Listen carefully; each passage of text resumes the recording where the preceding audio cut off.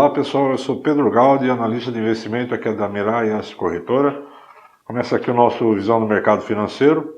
Hoje é dia 13 de março, sexta-feira, último dia da semana. E a gente vai comentar a semana. Só voltando, semana passada foi a primeira semana de março, né? E foi uma semana muito nervosa por conta da evolução do Covid-19, né? Que é o coronavírus, né? Essa semana a gente começou com um agravante dessa doença, principalmente na Itália. A Itália tinha colocado a região norte isolada, agora o governo colocou o país todo, né? Até abril a Itália para. Outras regiões na zona do euro também estão complicando, tipo Espanha, né? Enfim, mas criou um pânico absurdo e os investidores, o mercado financeiro tem agido de uma forma irracional.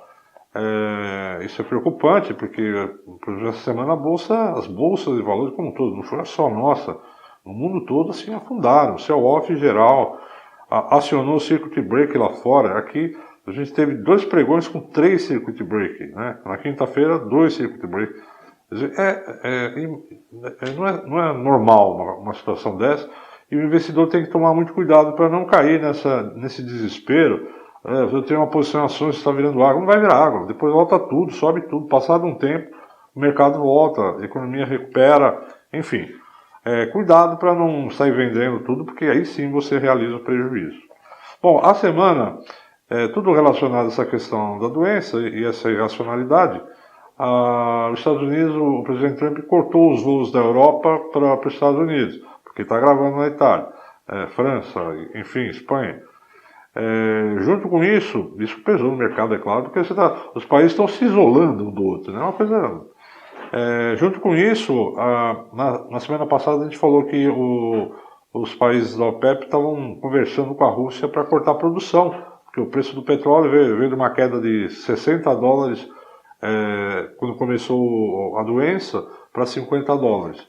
E o presidente da Rússia, né, ele não quis, né, cortar a produção, e a Arábia Saudita se rebelou e criou uma guerra de preço. Ela aumentou em 12 milhões de barris dia a oferta, e lógico, os preços do petróleo desabaram na segunda-feira, saíram de $50 para faixa de $32.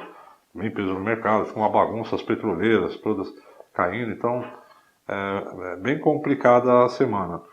Com a queda do preço do barril do petróleo para esses níveis, você coloca em xeque o xisto, o mercado de xisto nos Estados Unidos, que passou a ser caro, né? Ele fica meio que inviável no curto prazo. Então a gente entende que essa queda no preço do petróleo não é uma coisa duradoura, né? Ninguém quer perder, nem a Arábia Saudita, nem a Rússia, ninguém. Então assim, logo mais os preços voltam ao normal. É que a gente está vivendo um momento de pânico e isso acaba atrapalhando. Diante desse cenário turbulento, saíram vários indicadores econômicos que mal foram avaliados, né? Na China saiu a balança comercial de fevereiro, mostrou queda de 17,2% nas exportações, queda de 4% nas importações. A inflação ao consumidor ficou em 5,2% em fevereiro, tinha sido 5,4% em janeiro. Saiu o PIB da zona do euro em 0,1% no quarto trimestre, 1% no acumulado de 2019. O Banco Central da Inglaterra cortou os juros, e o do BCE, que é o Banco Central da Europa, né, não cortou. A Lagarde não cortou os juros, surpreendeu, porque todos os bancos centrais estão indo nessa linha, né? O próprio Fed fez uma reunião extraordinária e cortou juros, né? Os Estados Unidos, diante dessa situação de economia turbulenta, anunciou uma injeção de $1,5 trilhão no mercado financeiro, né, para dar liquidez, para sustentar. E a gente teve também na semana a escolha de Joe Biden para ser candidato para concorrer às eleições de presidente dos Estados Unidos agora no segundo semestre desse ano. Aqui, do nosso lado aqui saiu o IPCA de fevereiro, 0,25%, baixa a inflação, ficou dentro das expectativas. Vários resultados das empresas foram divulgados e também acabaram sendo passaram despercebidos, porque todo mundo olhando aquela queda nas bolsas, acabou nem olhando. Saiu Ipera, M. Dias Branco, Minerva, Movida, Localiza, BR Distribuidora, Azul, CVC, Qualicorp, Taesa, Educ, Light, Qualicorp, basicamente são esses, né?